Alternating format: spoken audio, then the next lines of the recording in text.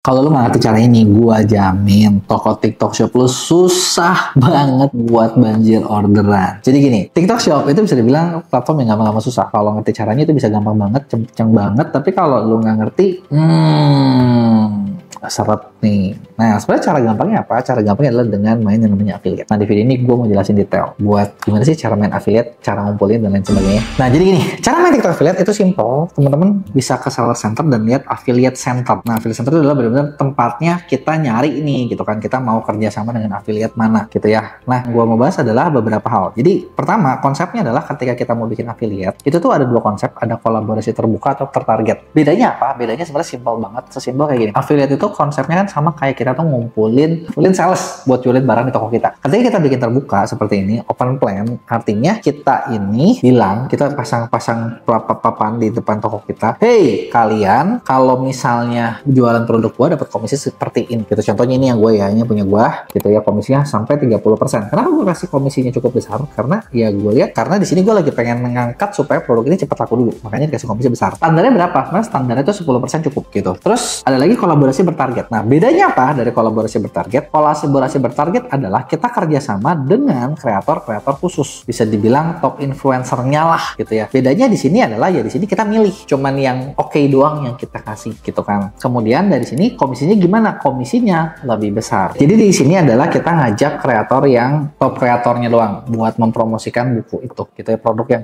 teman-teman jual gitu ya. Itu kurang lebih seperti itu. Nah, biasanya ini dikasih komisi lebih gitu ya. Nah, buat nyari kayak gimana? Nah, buat nyari teman-teman di bagian jelajahi kreator. Di sini tuh kita ngeliat gitu kan. Nah, enaknya di bagian mencari ini, sebenarnya gini teman-teman, sebelum lihat ke sini ada baiknya ini kan kalau lihat di sini karena langsung bingung ya. Kita kira-kira dulu nih yang bisa jual produk itu tuh siapa sih? Sebenarnya secara keseluruhan kalau buat kreator tuh simple. Kalau menurut gue tuh simple banget. Kenapa? Karena gini, yang kita perlu sadar adalah buat kita nyari kreator, pertama kita harus tahu kita tuh lagi mau jual ke siapa. Jadi marketnya harus jelas dulu. Kalau teman-teman nggak punya market yang jelas, misalnya mau jual baju, terus bajunya buat siapa? Teman-teman bingung. Di situ teman-teman bakal sulit gitu. Contoh di sini yang lagi gue pakai adalah ketika bikin buku, target gue itu dua macam. Satu orang seller, satu kedua afiliator. Di sini gue bisa mencari nih kreator-kreator yang membahas berbagai edukasi untuk seller atau berbagai edukasi untuk kreator. Nah, itu adalah target gue karena mereka bisa mempromosikan ke pasar yang lebih tepat. Kebayang nggak? Jadi kita harus tahu dulu pasarnya siapa, baru nanti kita lihat siapa sih yang mereka percaya. Ini yang pertama nih. Atau bisa juga gini, kita mencari kalau produk kita, ini kan tadi kan kalau produk yang bahas kan spesifik ya. Misalnya gue mau bikin baju produk. Nah, kalau baju gue targetnya adalah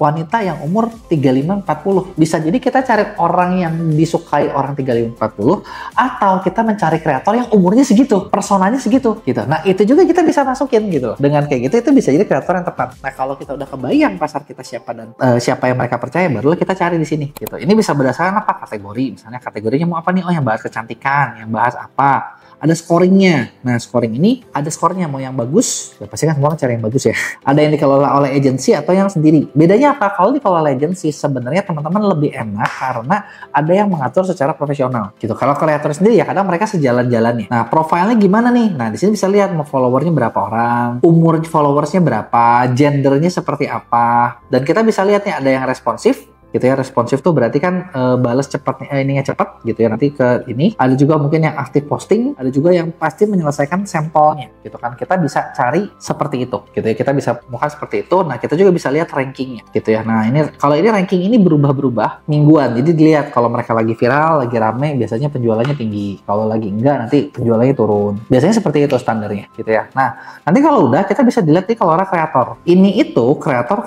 yang sudah kerjasama. Nah, di sini kalau orang kreator ini adalah kreator-kreator yang udah kerja sama. Misalnya nih, di sini bisa lihat ya, ada kreator yang di gua tuh menghasilkan sampai 140 juta, ada yang 50 jutaan gitu kan. Yang returnya berapa, terjualnya berapa gitu kan, produk yang dikembalikannya berapa, perkiraan komisi dianya berapa. Nah, ini adalah hal-hal yang misalnya sudah ada nih, gitu. Kita bisa ngelihat di sini. Bisa di-sort berdasarkan siapa nih yang live-nya banyak, misalnya kita sort seperti ini gitu kan. Oh, ini ada nih, video live-nya tuh banyak nih. Artinya di sini tuh jumlah ini menampilkan produknya sampai banyak gitu. Tapi apakah misalnya ordernya banyak kan belum tentu juga. Di sini kita bisa lihat gitu. Siapa nih yang bikin videonya banyak gitu. Ini semua bisa di-sort. Jadi kita bisa mengelola berbagai kreator yang udah kerjasama dengan kita. Kuncinya dalam ketika kita ngajak kerjasama kreator atau dalam misalnya kita mengelola kreator, yang pasti gini, kreator itu mereka butuh sampel. Jadi pastiin teman-teman selain nyiapin komisi, siapin sampelnya. Jangan sampai kayak kita pengen banyak kreator tapi kita nggak mau ngasih sampel. Nah, ini susah dan memang ya kan ngomong sih ketika kita lagi ketika kita dapat request juga kan kita kita juga judi gitu kan, cocok nggak ya, bagus nggak ya gitu ya. Nah contohnya kayak gimana nih, kita lihat ya di sini lagi ada yang minta sampel nggak nih? Kebenaran ada,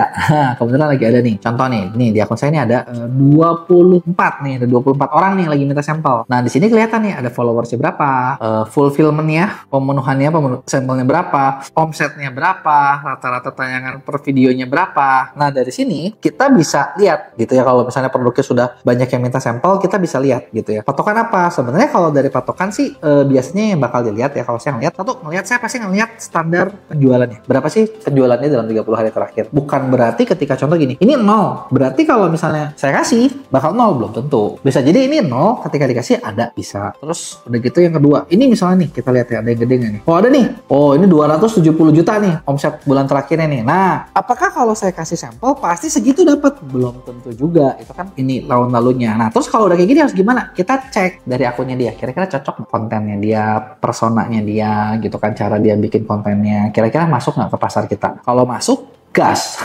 Udah nggak usah pusing. Kalau nggak nyambung atau nggak masuk, ya berarti mungkin terpaksa ditolak. Jadi itu cara main affiliate-nya. Jadi pertama, nah sebenarnya gini, ketika nyari ya, di awal biasanya teman-teman kita yang harus nyari banyak. Setelah toko kita udah mulai dikenal, produk kita udah mulai dikenal, mungkin nanti tiap hari bukan kita yang harus melihat, tapi orang yang mulai datang minta sampel gitu. Tinggal kita terima mau ambil atau enggak gitu ya. Itu konsep dari main affiliate. Nah yang berikutnya, dalam main affiliate juga teman-teman bisa kerjasama dengan yang namanya MCN. MCN ini apa sih? MCN ini sebenarnya adalah agensi yang menaungi kreator gitu. Bedanya adalah dengan MCN, teman-teman bisa langsung penetrasi ke pasar yang lebih banyak. Karena di sini kita bisa lihat sendiri contoh kategori ini semua MCN yang ada di TikTok secara umum gitu ya. Nah, di sini kita bisa lihat nih penjualannya. Kayak ini sekarang yang tertinggi 8,9, ini tuh 8,9 juta US loh, teman-teman.